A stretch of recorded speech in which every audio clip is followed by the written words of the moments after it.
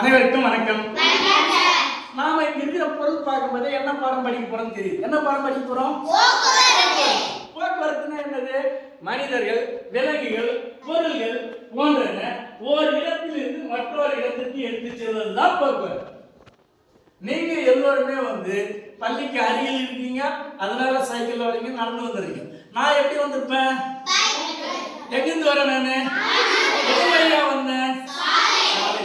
அப்போ நான் வந்தது சாலை வழி போக்குவரத்து. போக்குவரத்து மொத்தம் 3 வகைப்படும்: நிலவழி, நீர்வழி, வான்வழி. நிலவழியை 2 விதமா பிரிக்கலாம். என்னன்னா, இருப்பு பாதை ஒண்ணு, சாலை வழி. சாலை வழி போக்குவரத்துல தேசிய நெடுஞ்சாலை, மாநில நெடுஞ்சாலை, மாவட்ட நெடுஞ்சாலை, கிராமப்புற சாலை, இந்த மாதிரி 4 விதமா இருக்கு. சரிங்களா? சரி, சாலை வழி போக்குவரத்துல என்னென்ன வாகனங்கள்லாம் போகும்? ஏதாவது சொல்லுங்க. நம்ம பைக், கார், சைக்கிள், டிராக்டர், பேருந்து. இந்த மாதிரி 4 பேர் சொல்லுங்க. சைக்கிள், ஜெபி, டிராக்டர், வேன், ஸ்கூட்டி, இந்த மாதிரி போகும். ஆனா இருப்பு பாதையில எது போகும்?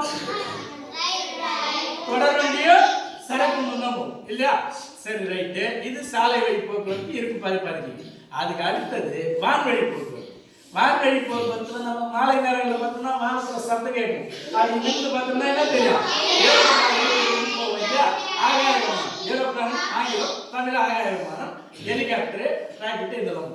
சரி, கடந்த ஆண்டு டூர் வந்தீங்கல்ல என்னோட மெரினாவுக்கு போனோமே, கடல்ல நின்னுமே, அங்க என்ன பார்த்தோம்? கப்பல் பார்த்தோம், போட்டு பார்த்தோம். இதெல்லாம் எதுல போச்சு?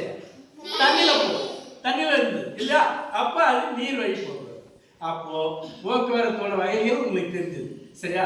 இதெல்லாம் தெரிஞ்சு போக்குவரத்து விதிகளை நம்ம முக்கியமா கடைபிடிக்கணும். அதை முக்கியமா கடைபிடித்த நம்ம போக்குவரத்து மேற்கொண்டாதான் நாமளும் நல்லா இருக்க முடியும், வருபவரும் நல்லா இருக்கும். சரியா? அதனால நம்ம அரசு என்ன பண்ணிடுறாங்க? சாலை விதிகள், சாலை குறியீடுகள்லாம் செஞ்சிருக்காங்க. இங்கிருந்து காஞ்சிபுரம் போற வழியில பார்த்தோம்னா ரோட்ல எல்லாம் அங்கங்க போர்டு இருக்கும். எதுக்காக வச்சுக்கிறாங்க? சாலை குறியீடு. இடதுபுறம் திரும்பு, வலதுபுறம் திரும்பு, குறுகிய பாலம், வேகத்தடை, பள்ளி உள்ள பகுதி மெதுவாக செல்லவும், ஒலி எழுப்பாது, இந்த மாதிரி குறியீடுலாம் நிறைய இருக்கு இல்லையா? அதெல்லாம் பார்த்து அதுக்கேற்ற மாதிரி தான் நம்ம வண்டி ஓடும். சரி, காஞ்சிபுரம் போன பிறகு பார்த்தோம்னா அங்க டிராபிக் சிக்னல் இருக்கும். அங்க டிராபிக் போலீஸ் நின்றுப்பாரு, டிராபிக் சிக்னல் இருக்கும். அதாவது சாலைக்கு மின்விளக்கம் என்ன இருக்கு பாருங்க. அதை பார்ப்போமா?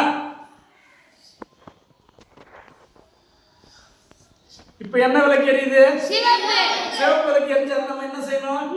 நில். அடுத்ததா மஞ்சள் விளக்கு எரியுது. மஞ்சள் விளக்கு எரிஞ்சா நம்ம என்ன செய்யணும்? அடுத்ததா என்ன செய்யுது? பச்சை விளக்கு எரிஞ்சா நம்ம என்ன செய்யணும்? செல். சரியா?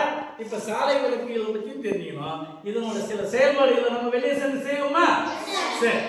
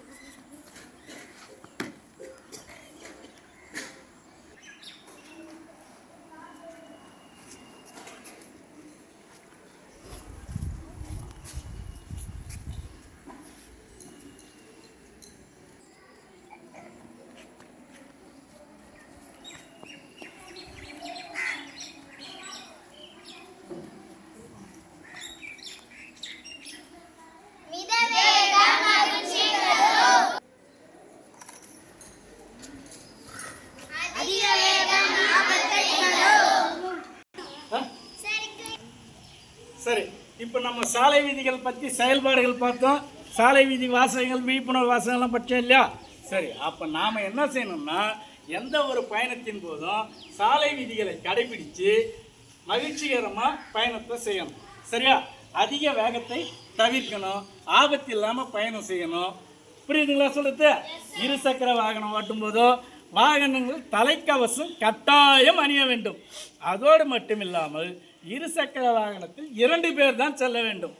மூட்டை எடுக்கிற மாதிரி 4 பேர் உட்காந்து போனோம்னா கீழே விழுந்துருவோம், பேலன்ஸ் இல்லாமல் இல்லையா?